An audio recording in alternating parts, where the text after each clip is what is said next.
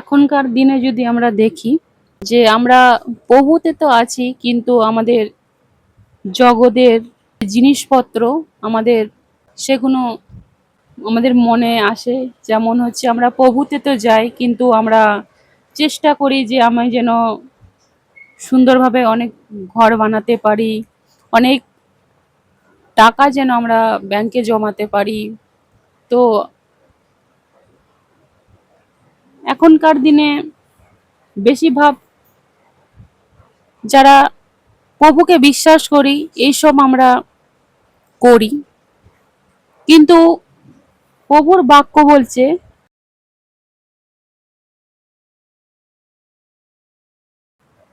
তাই আমি তোমাদের বলছি, বেঁচে থাকার জন্য কি আহার করব বা কি পান করিব, এই নিয়ে চিন্তা করিও না, আর কি পরিব। এই কথা ভেবে দেহের বিষয়েও চিন্তা করিও না। খাদ্যের চেয়েও জীবন কি মূল্যবান নয়? অথবা পোশাকের চেয়েও দেহটা কি মূল্যবান নয়? আকাশের পক্ষীদের দিকে একবার তাকাও, দেখো তারা বীজ বোনে না, ফসল কাটে না, অথবা গোলা ঘরে নিয়ে গিয়ে তা জমায় না। তোমাদের স্বর্গস্থ পিতা ঈশ্বর তাদের আহার যোগান। তোমরা কি ওদের থেকে আরো মূল্যবান নও?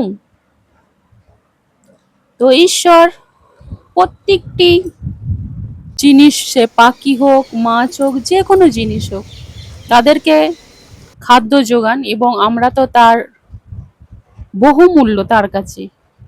ঈশ্বরের চোখে আমরা বহুমূল্য। তিনি আমাদের জন্য নিজেকে উজাড় করে দিয়েছেন, তিনি জীবন দিয়েছেন। তো তিনি আমাদেরকে অধিক প্রেম করেন। তিনি জানেন যে আমাদের কি প্রয়োজন। তো এই বিষয়ে যেন আমরা চিন্তা না করি। এখানে বাক্য যদি আমরা দেখি, সেখানে কি বলছে, 23-এর শেষের দিকে, চিন্তা করো না, খাদ্যের চেয়েও জীবন কি মূল্যবান নয়? আমাদের খাদ্যের চেয়েও আমাদের জীবন মূল্যবান। আমাদের এখনকার দিনে যদি পোশাক হোক, খাবার হোক, আমরা অনেক সুন্দর সুন্দর খাদ্য পাই।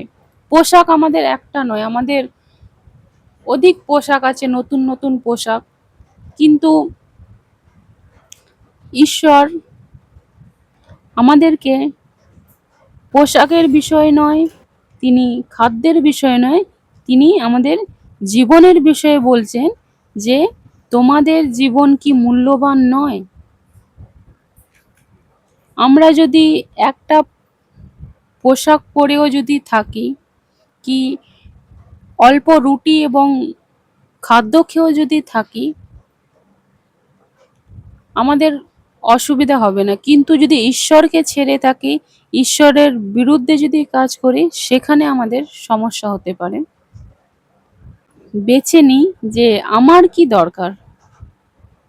আমার খাদ্যের দরকার, বস্ত্রর দরকার, না টাকার দরকার, না বাড়ি গাড়ির দরকার? এর থেকেও আমাদের জীবন মূল্যবান। আমাদের জীবনকে যেন আমরা গুরুত্ব দিই, যে আমার জীবন কোথায় যাচ্ছে, আমার জীবন কেমন চলছে, এবং আমার জীবন কিভাবে দিনকে দিন এগোচ্ছে। ঈশ্বর আমাদের এই জীবনের রক্ষা করার জন্য তিনি এসেছেন। তিনি বলেছেন যে যে কেউ তাকে বিশ্বাস করবে সেই পরিত্রাণ পাবে। শুধু বিশ্বাস করলে হবে না, আমাদেরকে বাক্য যেটা বলছে সেইভাবে আমাদেরকে জীবনযাপন করতে হবে। কারণ বাক্যতে বলেছে যে তোমরা জগতের নও, কারণ আমি তোমাদেরকে মনোনীত করেছি। আমরা জগতের নয়, তাই আমাদের জগতের জিনিসের ওপর যেন কোনো লালসা, যে আমি পাশের ঘরের কাউকে দেখে যদি বলি যে ও তো 2 তলা ঘর বানিয়েছে, আমিও বানাবো, ও তো এত টাকা তার ব্যাংকে আছে, আমিও করব। তো জগতের মানুষের মতন যেন আমরা না চলি। ঈশ্বর হার দিনের প্রয়োজন জিনিস তিনি আমাদের জানেন। তো তিনি আমাদেরকে হার দিনের কি বস্ত্র পরবো, কি খাবো এবং কিভাবে অসুস্থ থেকে বাঁচবো, তিনি সবকিছু আমাদের জন্য করে থাকেন।